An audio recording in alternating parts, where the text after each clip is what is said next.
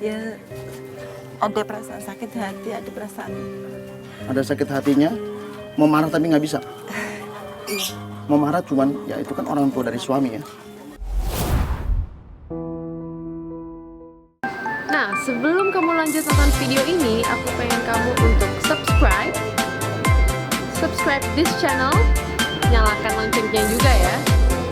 3, 2, 1.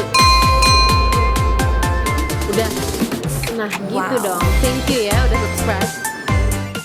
Bagi sebagian orang, uang 1 juta, 10 juta, 100 juta, bahkan sampai 1 miliar rupiah bukanlah hal yang sungguh mengagetkan.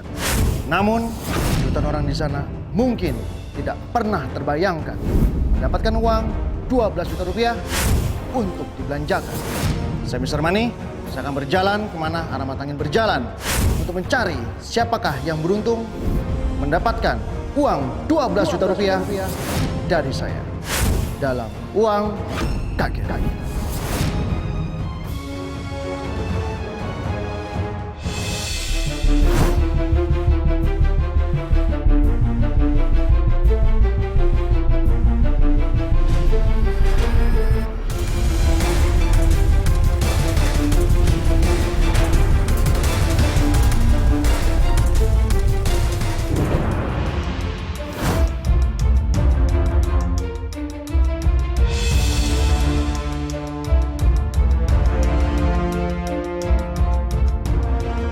Pemirsa, arah mata angin membawa saya berada dalam kawasan Cipinang Besar Selatan, Jakarta Timur.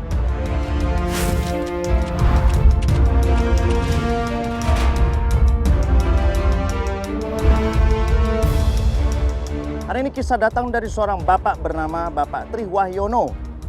Beliau berdagang ketoprak. Karena satu hal dan hal lainnya, beliau putuskan untuk merantau di Jakarta untuk mencari peruntungan yang lebih baik. Saat ini beliau tinggal di sebuah rumah kontrakan dengan dapur di luar dan kamar mandi milik umum. Ingin tahu kisahnya?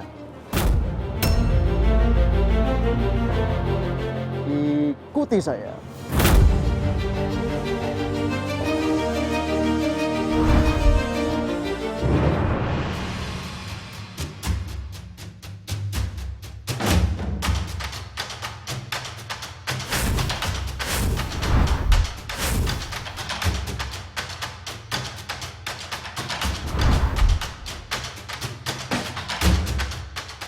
Assalamualaikum. Benar dengan Bapak Tri Wahyono.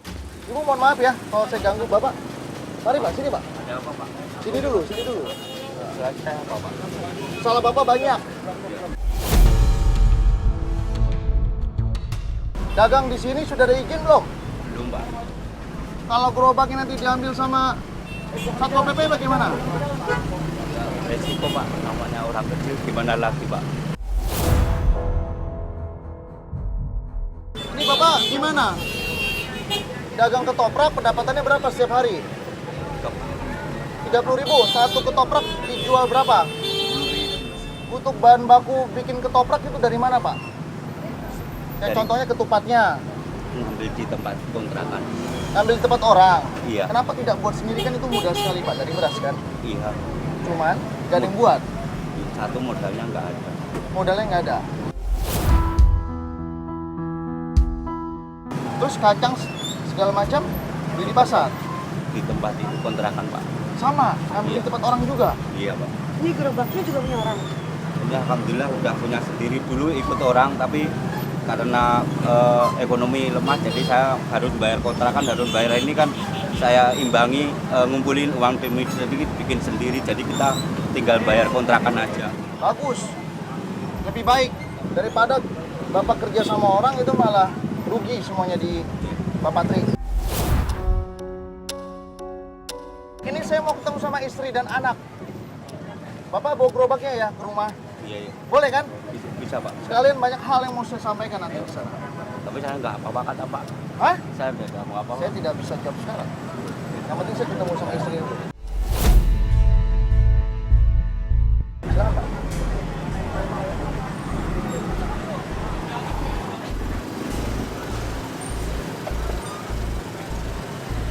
Ke arah mana Pak? Sana. Ajudan, kamu jaga di belakang. Kerja di situ dari jam berapa sampai jam berapa, Pak? Dagang ketopraknya? Saya keliling Pak, tergantung. Kalau yang toko ngizinin agak lama ya lama, nanti keliling sampai malam. Muter sampai malam. Memang ketoprak kalau malam hari itu laku, Pak? Ya agak mending, tapi kan dengan kita bekerja keras bisa nutupin Pak. Kalau ada kan kurang laku. Bapak saat ini usia berapa? 43. 43. Masih muda ya, Pak? Ketika saya lagi berjualan, Bapak berkumis, berjenggot, berbaju hitam sama anggota polisi. Dan secara tiba-tiba saya merasa ketakutan, terus diajak komunikasi di tempat kerjaan saya. Terus kepingin ketemu sama keluarga saya yang ada di kontrakan saya tunjukkan. Ini mana? Kiri apa lurus? Sini aja parkirnya. Parkirnya sini? Iya. Rumahnya di mana? Situ. Panggilin istrinya, Pak. Iya, Pak.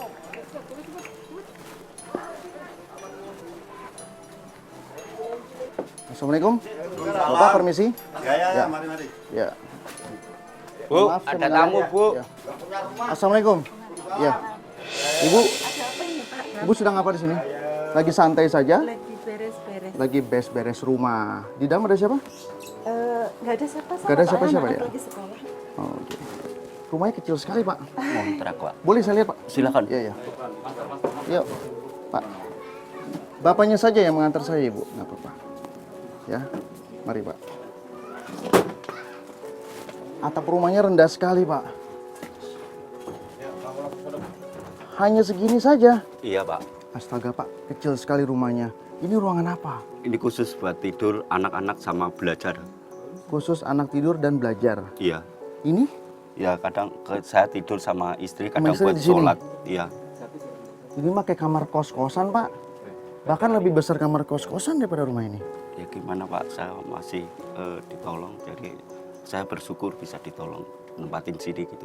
Atapnya juga rendah sekali. Berapa nih sewanya, Pak? 600 Pak. 600? Iya. Segini? Iya. Mahal menurut saya. Baik, Pak. Sekarang kita ke depan lagi ya. Iya.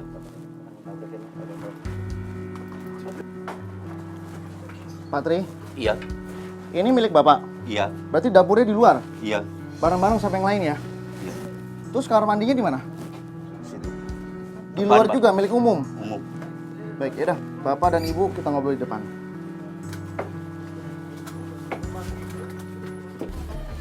Rumah Bapak itu sangat kecil.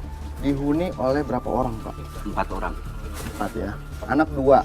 Iya. Laki-laki itu perempuan. Perempuan semua. Perempuan semua. Mereka masih bersekolah ya, Pak? Masih Masih sekolah. sekolah. Ya, di sini saya senang mendengarnya bahwa anak dua-duanya masih sekolah. Ya, Bapak tinggal di rumah itu udah berapa lama? 3 tahun. Kok betah, Pak? Kenapa? Karena keadaan saya Pak. Keadaan Bapak bagaimana? Keadaan ekonomi nggak, kalau mau cari yang bagus modalnya juga ada. Itu 1 bulannya mahal lagi, 600.000, Pak. Sekarang yang saya mau tanya, kenapa Bapak masih mempertahankan tempat itu? Padahal kalau Bapak mau cari 400.000 pun juga masih ada. Satu anak saya sekolahan di sini, yang satu di sana di Muara. Jadi saya terikat di sini. Karena Untuk anak sekolah masih kecil di sini. Bapak sama Ibu bisa tinggal di sini, pasti kan ada jalan ceritanya, ya. Iya. Yang saya ingin tahu tuh bagaimana ceritanya Bapak bisa datang ke Jakarta. Dulu saya di kampung selama rumah tangga sama istri saya, disuruh di kampung dulu merawat orang tua. Ya. Sampai bapak, itu ibu yang merantau, saya di rumah.